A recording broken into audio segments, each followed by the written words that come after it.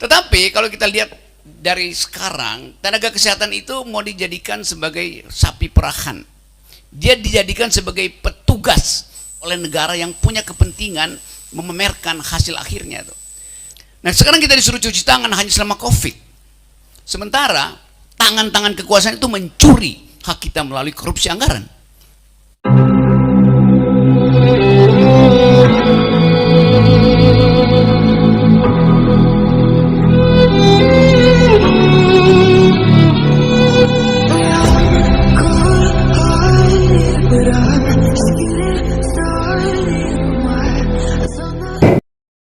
Nah, masuk ke keynote speech kita. Ya, Bapak Rocky Gerung nih. Aset bangsa ya, aset bangsa, filsuf dan dosen. Nah, kita mau tanya tentang Bapak Rocky Gerung tentang Pancasila Beyond Jargon itu sendiri menggabungkan antara pemuda dan masalah kesehatan dan kepancasilaan. Silakan Pak, waktu dan tempatnya. Oke, ini pekerjaan paling ajaib itu. Karena saya mau menggabungkan sesuatu yang sudah melekat itu kan. Buat apa itu kayak. Oke ya, saya pelan-pelan ya. Saya belajar di Universitas Elektro. Dan dari situ kita bisa mulai untuk memperlihatkan bahwa apapun latar kita tidak membatalkan hak kita untuk memberi kritik pada kebijakan negara itu. Saya belajar fakultas teknik, saya suka matematik, saya terus masih baca tentang perkembangan teori fisika, saya belajar filosofi, saya belajar ekonomi, hukum, segala macam lah itu. Tetapi intinya adalah saya warga negara itu. Dan hak setiap warga negara setara di depan negara. Termasuk kepala negara. Kepala negara tidak boleh lebih tinggi dari warga negara. Dan itu yang sering saya pertaruhkan untuk dijadikan sebagai bahan kritik gitu. Apa hubungannya antara kesehatan dan Pancasila? Seluruh sila Pancasila itu bisa saya rumuskan sebagai sila tentang kesehatan. Kesehatan yang Maha Esa, sila pertama. Kesehatan yang adil dan beradab, sila kedua. Kita mau tuntut itu. Sila ketiga, kesehatan Indonesia. Sila keempat, kesehatan yang dipimpin oleh hikmah kebijaksanaan dalam perbuatan. Sila kelima, kesehatan bagi seluruh rakyat Indonesia. Jadi memang hanya di dalam definisi kesehatan kita bisa mengaktifkan hak warga negara. Anda dapat hak macam-macam. Kalau Anda sakit itu artinya Anda lumpuh untuk mengaktifkan hak warga negara. Di dalam keadaan lumpuh itu negara harus turun tangan. Itu etikanya begitu. Tetapi kalau kita lihat dari sekarang, tenaga kesehatan itu mau dijadikan sebagai sapi perahan. Dia dijadikan sebagai petugas oleh negara yang punya kepentingan memamerkan hasil akhirnya tuh. Jadi kalau kita bilang ya Indonesia sehat, adil dan makmur, oh iya itu hasil eksploitasi dari sekelompok warga negara yang dianggap sekedar sebagai skrup untuk mengeratkan panggul yang retak untuk menambal jantung yang bolong, yang segala macam otak yang tidak sehat. Tapi kita mau bertanya, apa penyebabnya ketidaksehatan itu? Kenapa nakesnya yang harus bertugas mati-matian tuh? Padahal ketidaksehatan masyarakat itu adalah akibat dari kebijakan politik negara, bukan akibat dari virus, bukan akibat dari bakteri. Itu mesti kita perhatikan. Kebijakan yang salah, gangguan terhadap ekologi itu menghasilkan penyakit. Jadi jangan bebankan kebijakan negara yang menghasilkan penyakit yang patologis. Jadi kebijakan yang patologis itu menjadi beban tenaga kesehatan. Nggak fair itu. Negara mesti mempersiapkan masyarakat supaya paham tentang environmental ethics. Negara harus mempersiapkan kurikulum agar supaya semua orang mampu mengobati dirinya sendiri dulu itu. Itu pelajaran dasar kan. Nah sekarang kita disuruh cuci tangan hanya selama COVID. Sementara tangan-tangan kekuasaan itu mencuri hak kita melalui korupsi anggaran. COVID itu lebih banyak membuat orang kaya daripada orang sehat. Karena mereka mau monopoli vaksin. Sistem distribusi alat-alat kesehatan itu saya tahu itu buybacknya itu macam-macam tuh. Ada yang disponsori negara untuk merampok hak rakyat. Jadi saya mau terangkan itu, bahwa kalau kita perluas wilayah pemikiran kita, penyebab penyakit itu adalah kebijakan publik yang tidak peka terhadap hak rakyat. Kalau ada seorang pencari nafkah, entah dia laki atau perempuan, masuk rumah sakit, nanti negara akan bilang, kami jaminkan bahwa dia akan sehat melalui BPJS. Oke. Si pencari nafkah keluar dari rumah sakit, istrinya di rumah tunggu dengan setumpuk surat utang. Karena dia berutang pada tetangganya, berutang di warungnya, berutang di Alfamart yang dijaga oleh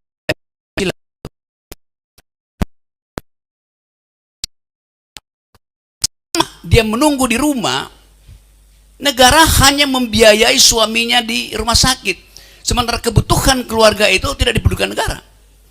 Jadi Anda lihat bahwa public policy tidak didasarkan pada social policy itu. Kebijakan publik itu transaksi politik. BPJS itu transaksi politik. Harusnya transaksi itu basisnya adalah social policy. Itu bedanya antara public policy dan social policy itu. Jadi kalau bilang kita meniru sistem asuransi barat, iya, yang kita tiru public policy-nya doang, bukan social policy-nya. Itu poin pertama tuh. Jadi kalau kita mau lihat apa impact dari kebijakan politik, kebijakan kesehatan yang koruptif hari-hari ini, yang bahkan diselundupkan lewat omnibus law untuk mengadu antara kecerdasan tenaga kesehatan lokal dan tenaga kesehatan impor. Kan itu semua yang bisa kita perhatikan. Di balik itu ada sistem akumulasi kesehatan oleh oligarki yang sekedar menganggap bahwa ya kesehatan itu adalah asuransi, udah selesai. Siapa yang punya asuransi besar, ya udah dia mau sehat itu. Sementara distribusi kesetaraan manusia untuk diteliti kesehatannya itu stetoskopnya aja beda-beda tuh. Jadi sekali lagi saya mau kasih kritik itu. Dan ini berbahaya kalau kita bandingkan bahwa Pak Jokowi menginginkan ada yang disebut bonus demografi ke depan itu. Sekarang kita tunjukkan di mana ada potensi bonus demografi. Sebetulnya itu istilah yang keliru. Tidak ada istilah bonus demografi dalam ilmu ekonomi. Yang ada demographic dividend. Dividen demografi karena kita investasi di bidang kesehatan. Kalau bonus itu artinya diberikan cuma-cuma, ini dividen. Jadi dari awal mesti direkayasa supaya dividen itu, investasi itu menghasilkan dividen. Kan itu secara keterangan juga udah kacau. Coba kita lihat impact dari teori bonus demografi. Per hari ini prevalensi stunting di Indonesia itu mungkin 24-25%. Artinya 1 dari 4 anak yang lahir pasti kekurangan gizi itu. Kita tahu ilmu kesehatan mengajarkan anak dalam formative years-nya kekurangan gizi, nutrisi, otak terutama, dia akan kekurangan 25% dari IQ-nya. Bagaimana IQ yang dangkal itu mau berkompetisi dengan IQ Filipina, IQ Vietnam, IQ Singapura? Statistik menunjukkan bahwa IQ kita orang Indonesia itu 70 cuma per hari ini. Dekat-dekat simpanse itu. Singapura berapa? 115, Vietnam 100. Jadi kita mesti cari tahu kenapa IQ nasional kita turun. Itu artinya ada rahim ibu-ibu, ada rahim perempuan yang tidak diasupi oleh nutrisi itu. Dasarnya itu.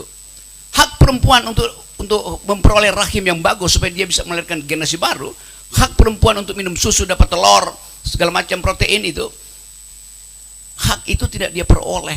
Karena jumlah uang untuk membeli aspal dalam tol lebih banyak daripada membeli nutrisi buat rahim perempuan. Kan itu. Yes. Jadi trade off-nya jelas terlihat di situ kan.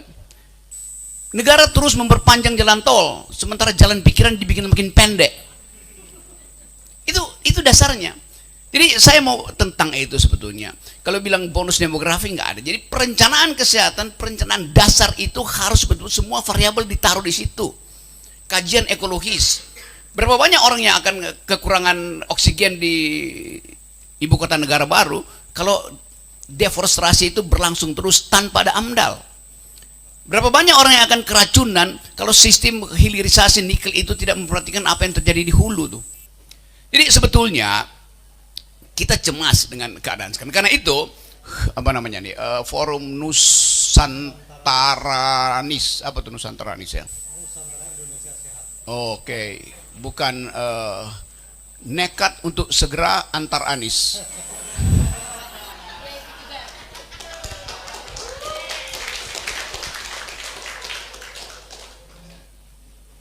apalagi logonya di situ. Oke, kita mau pastikan bahwa mau Anies kayak mau Ganjar, mau Prabowo, semua mesti dengar kuliah hari ini. Karena itu menyangkut nasib kita tuh. Jadi pastikan bahwa komunitas semacam ini ada di semua tempat, ada di semua pusat perbincangan.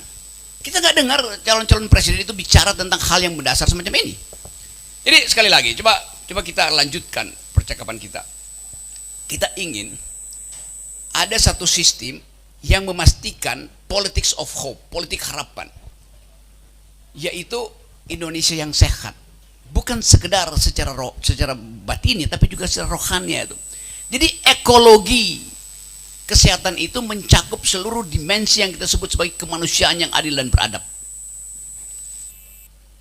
Nah, bagian ini berat sekali karena kita mesti hitung bebannya berapa untuk menghasilkan manusia yang adil dan beradab, sehat secara jasmani, sehat secara rohani. Kan itu definisi PBB.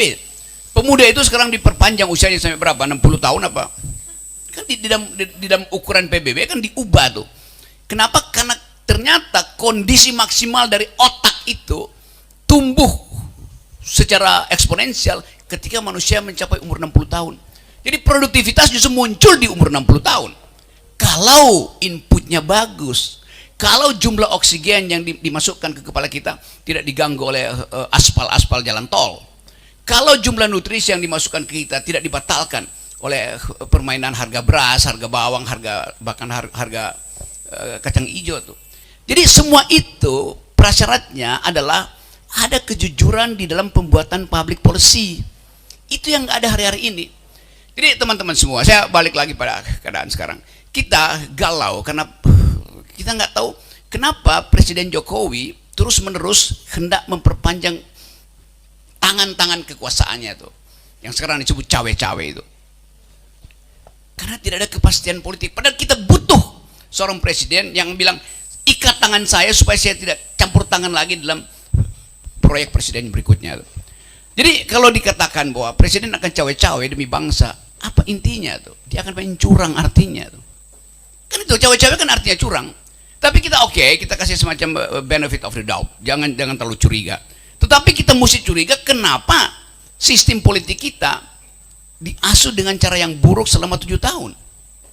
Kan itu intinya. Outputnya apa? Yang tadi stunting kok masih ada. Berarti presiden gagal menerima, mewujudkan perintah dari konstitusi, yaitu sejahterakan rakyat. Kenapa IQ kita masih 70? Itu artinya presiden gagal memahami bahwa dia diperintahkan untuk mencerdaskan kehidupan bangsa. Kan dari 2 parameter itu udah di-impeach mestinya presiden tuh. Itu soalnya tuh. Di Eropa kalau Perdana Menteri bilang harga tomat nggak akan naik 1 euro.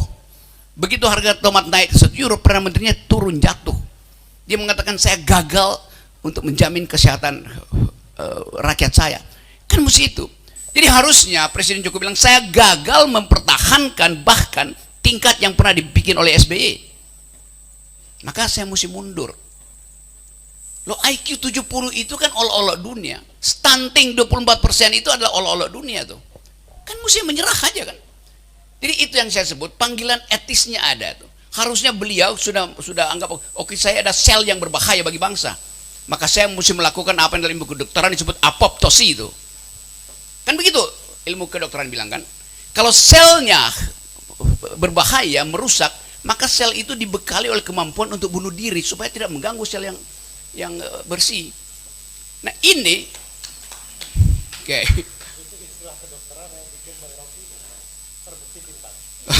iya saya ngajar beberapa mata kuliah di Fakultas Kedokteran, yaitu medical ethics itu.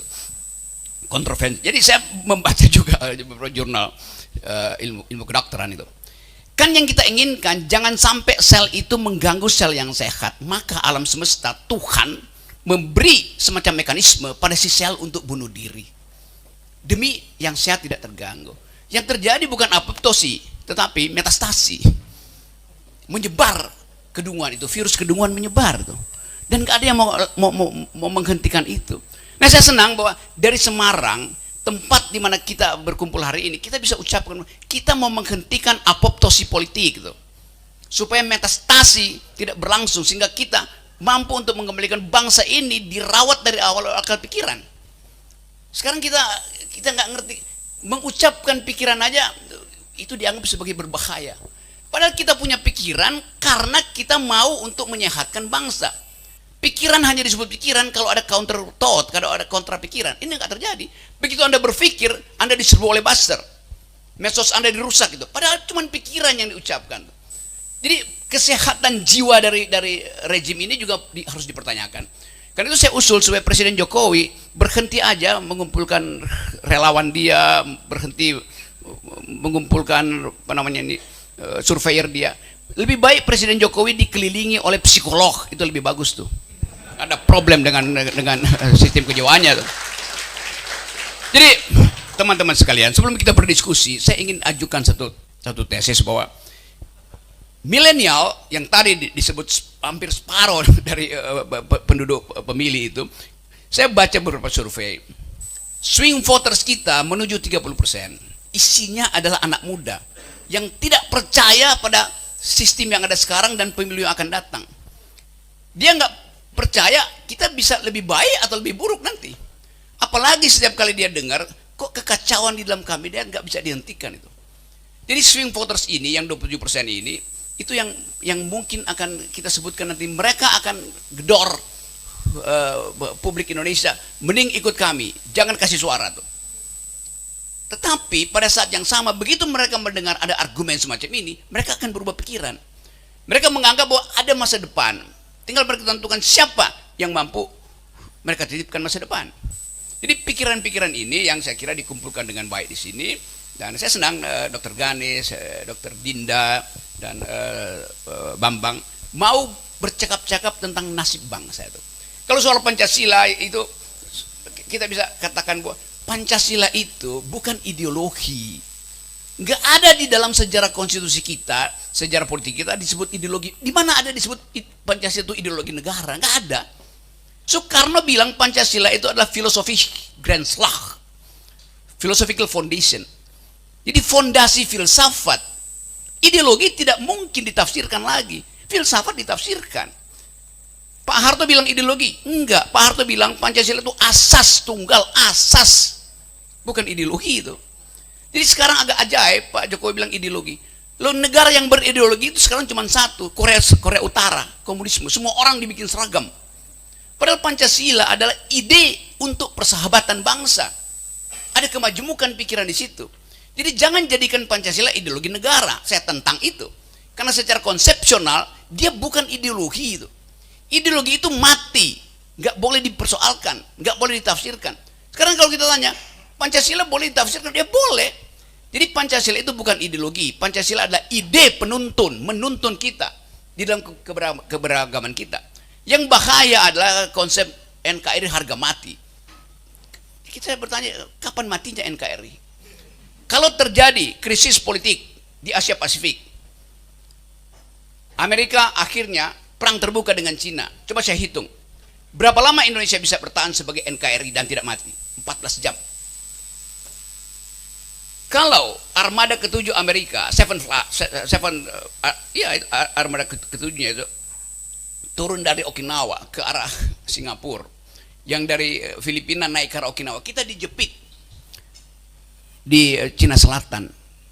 Lalu Amerika katakan, saya lagi mau perang dengan Cina, maka no fly zone di atas Indo-Pasifik, nggak boleh ada pesawat lalu lintas di situ. Berapa lama kita bisa bertahan?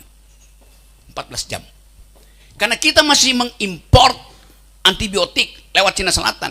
Kita masih mengimpor gandum dari Australia. Kita masih mengimpor kentang, daging dari Brasil tuh. Jadi kalau kita dijepit di situ dalam 14 jam, mahasiswa Semarang itu nggak bisa lagi makan Indomie karena gandum masih kita impor.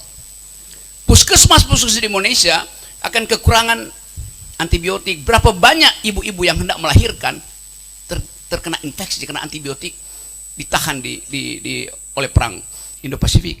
Jadi sebetulnya kita mesti bayangkan bahwa negeri ini ada dalam bahaya. Kenapa? Karena security kita tidak kita perhatikan. Jadi percuma menyebut NKRI harga mati, ini juga jargon. kalau kondisi-kondisi itu tidak diperhatikan pemerintah. Pemerintah sibuk bikin IKN. Tiba-tiba kemarin saya baca tuh Indonesia akhirnya membuka kembali ekspor pasir karena Singapura mau impor pasir kita tuh. Pasir kita disedot oleh kapal-kapal Singapura, artinya wilayah kita makin lama makin sedikit. Kerusakan di tempat dia sedot itu merubah ekologi.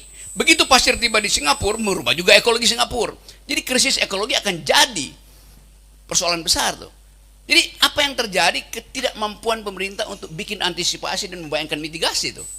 Anak muda Eropa menganggap bahwa Indonesia ada dalam bahaya karena tidak ada kesepakatan untuk menjamin bahwa paru-paru dunia itu bisa kita rawat bersama. Bayangkan misalnya Presiden Jokowi ada di Hiroshima untuk mendagangkan IKN dan disodorkan proposalnya pada Perdana Menteri Kanada. Apakah beliau nggak tahu bahwa Kanada itu adalah ibu kota hijau dunia? Semua seminar internasional tentang green economy, green justice, green politics ada di Kanada. Kanada akan bilang, Anda ngerti nggak bahwa kami justru anti deforestasi? Ngapain sodorin proposal ke kita tuh? Jadi Anda lihat kemampuan diplomat kita nggak ngerti tuh bahwa Kanada itu bukan perusahaan lingkungan, maka dia pasti tolak proposal itu. Kalau Kanada tolak, seluruh sistem internasional akan tolak.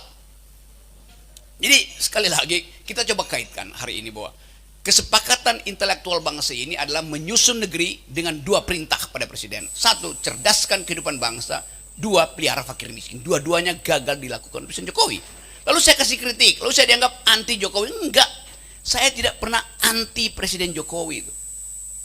Saya memberi kritik supaya ada perbaikan.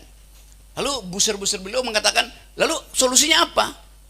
Lalu solusi itu yang kita bayarkan setiap hari dari pajak kita pada presiden dan menteri untuk cari solusi. Kan gila tuh. Jadi betul-betul kacau cara berpikirnya. Kita memberi kritik supaya solusi itu diingatkan pada mereka bahwa kami bayar Anda untuk cari solusi. Kalau dibalikin ke saya bilang oke, Menteri Kesehatan ganti dengan Ganis, selesai problem. Menteri Dalam Negeri ganti dengan Bambang. Kan gampang. Tapi jangan begitu dong. Menteri apa lagi? Menteri Luar Negeri ganti dengan Dinda. Jadi semua hal yang dituntutkan solusi, begitu kita kasih tahu dia nggak mau. Itu arogansinya di situ. Nggak mau terima kritik, minta solusi kasih solusi nggak mau juga kan. Jadi bagian ini yang buruk bagi kita. Nah saya balik pada tema ini bahwa Pancasila atau Pancasila beyond jargon itu yang ada sekarang ini di kabinet, bahwa semua soalnya setelah selesai dengan menyebutkan sekedar ini kebijakan yang Pancasilais. Di mana kebijakan yang Pancasilais? Kalau misalnya kita temukan, apakah keadilan sosial bagi seluruh rakyat Indonesia udah disediakan? Nggak ada. Dalam statistik kita tahu bahwa tetap disparitas itu jalan terus antara yang kaya makin kaya, miskin makin miskin. Coba saya kasih ilustrasi data kecil aja. Di zaman Pak Harto berkuasa, ekstraktif industri memperoleh lisensi dari negara tanpa melalui tender, yang kita sebut konglomerat atau sekarang kita sebut oligarki. Tetapi Pak Harto paksa penerima tender, penerima manfaat tanpa tender itu mengembalikan keuntungannya pada negara. Pada waktu itu kita masih dapat 30-35% balik ke APBN yang dieksploitasi dari bumi kita. Zaman PSBY berkurang, tinggal 27% yang balik ke negara. Zaman Pak Jokowi tinggal 7% yang balik ke negara. Lalu di mana keadilan sosial?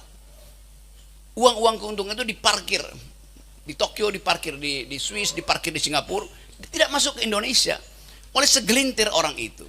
Di dalamnya ada hak kesehatan masyarakat yang tertunda.